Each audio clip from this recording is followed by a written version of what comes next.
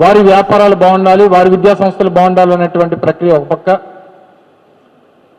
వైద్యానికి సంబంధించి పూర్తిగా ఆరోగ్యశ్రీని నీరుగార్చేసి ఒక గొప్ప సంకల్పంతో మొదలుపెట్టినటువంటి 17 మెడికల్ కాలేజీల నిర్మాణాన్ని 7 కాలేజీలు మా హయాంలో పూర్తి చేస్తే మిగిలినటువంటి 10 కాలేజీలు పూర్తవడానికి చేయాల్సినటువంటి ప్రభుత్వం వాటిని తీసుకెళ్లి ప్రైవేట్ వాళ్ళ చేతిలో పెట్టాలనేటువంటి ప్రయత్నం ఒక పక్క, వైద్యం, వైద్య విద్య వీటన్నిటి కూడా ప్రైవేట్ పరం చేసేటువంటి ప్రక్రియ ఒక పక్క, చివరికి నాకు తెలిసి బహుశా రాష్ట్రంలో ఉన్నటువంటి అత్యంత బలమైనటువంటి కార్పొరేషన్స్లో ఏపీఐఐసి ఒకటి. ఎందుకంటే చాలా రిచ్ కార్పొరేషన్, దాదాపు 52-53 సంవత్సరాల చరిత్ర కలిగినటువంటి కార్పొరేషన్.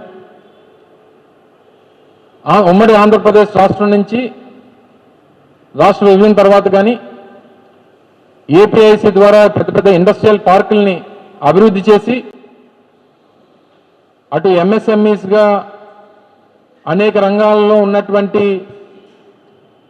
వ్యాపారస్తుల్ని తీసుకొని వచ్చి వారికి అవకాశాలు కల్పించి వారి ద్వారా ఉద్యోగావకాశాలు కల్పించి తద్వారా రాష్ట్ర ప్రభుత్వానికి సంబంధించినటువంటి ఏపీఐసికి రెవెన్యూ జనరేట్ చేస్తూ రాష్ట్ర రెవెన్యూకి కూడా డబ్బులు సమకూరుస్తూ చేసినటువంటి గొప్ప కార్పొరేషన్. నాకు తెలిసి బహుశా 550 పైచీలకు ఇండస్ట్రియల్ పార్కుల్ని రాష్ట్రంలో అభివృద్ధి చేసినటువంటి ఘనత ఏపీఐసికి ఉంది. సహజంగా ఏపీఐసికి ప్రతి కేబినెట్ సమావేశంలో నాకు తెలిసి బహుశా నేను మంత్రిగా ఉండగా ప్రతి నెల ఒక కేబినెట్ సమావేశం, దాదాపు నేను 15-20 కేబినెట్ సమావేశాల్లో నాకు అవకాశం వచ్చి నేను ఉన్నాను. ప్రతి కేబినెట్ సమావేశంలో ప్రభుత్వానికి సంబంధించినటువంటి భూములు, ఓసారి ప్రభుత్వానికి సంబంధించిన రెవెన్యూ డిపార్ట్మెంట్కి సంబంధించినటువంటి ల్యాండ్స్ కానీ, కొన్నిసార్లు పెద్ద పెద్ద ఎక్స్టెన్స్లో పెద్ద ఇండస్ట్రీస్ ఏదన్నా వచ్చినప్పుడు ఎక్వైర్ చేయాల్సినటువంటి పరిస్థితి వచ్చినప్పుడు కానీ ఆ భూముల్ని బదలాయింపు అనేటువంటిది ప్రతి క్యాబినెట్లో కూడా కనీసం 100, 200, 300, 500, 1000 ఎకరాల్లో ఏపీఐసికి బదలాయించేటువంటి ప్రక్రియ కొనసాగుతూ ఉంటుంది.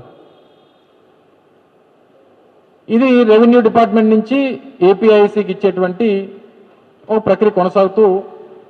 అనేక దశాబ్దాలుగా కొనసాగుతూ ఉంది. మొట్టమొదటిసారిగా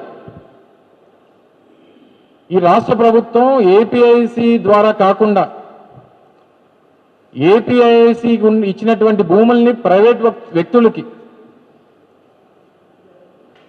వాటిని అప్పచెప్పేటువంటి దానికి రాష్ట్రంలో 22 ప్రాంతాల్లో రాష్ట్ర వ్యాప్తంగా పీపీపీ పద్ధతిలో ఇండస్ట్రియల్ పార్కులు డెవలప్ చేయమని చెప్పి ఒక సర్క్యులరు లేదా ఒక బిడ్ని కాల్ఫర్ చేసింది ఏపీఐసి.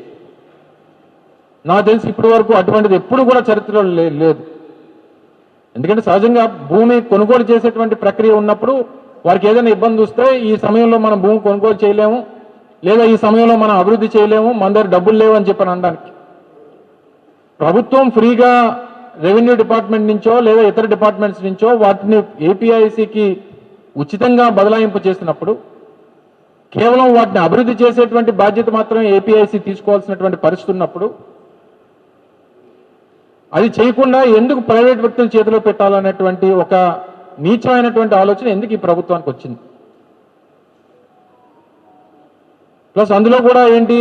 ఆ ఏపీఐసి ఈరోజు పీపీపీ కింద ఇస్తామంటున్నటువంటి 22 ఎంఎస్ఎంఈ ఇండస్ట్రియల్ పార్క్స్ ఏవైతే ఉన్నాయో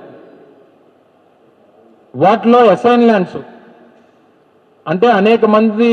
దళితులకు కానీ వెనుకబడినటువంటి వర్గాలకు కానీ ఇచ్చినటువంటి భూములు కూడా వారు టేక్ ఓవర్ చేసుకునేటువంటి దానికి సహజంగా రాష్ట్రంలో ఏపీఐసి ద్వారా కేటాయింపు చేసినటువంటి భూములకి, ఏపీఐసి కేటాయించినటువంటి భూములకి, వారు అభివృద్ధి చేసేటువంటి ఇండస్ట్రియల్ పార్క్స్కి అందులో 22.5% ప్లాట్స్ ఎస్సీ ఎస్టీస్కి కేటాయించడానికి ఒక పాలసీ ఉంది. ఇప్పుడు కొత్తగా ఇచ్చేటువంటి ఇండస్ట్రియల్ పార్క్ పాలసీలో ఏదైతే ప్రైవేట్ వాళ్ళకి ఇస్తామని చెప్తున్నటువంటి ఈ పీపీపీ పద్ధతిలో ఇస్తామన్నటువంటి పాలసీలో అవి ఏవీ లేవు.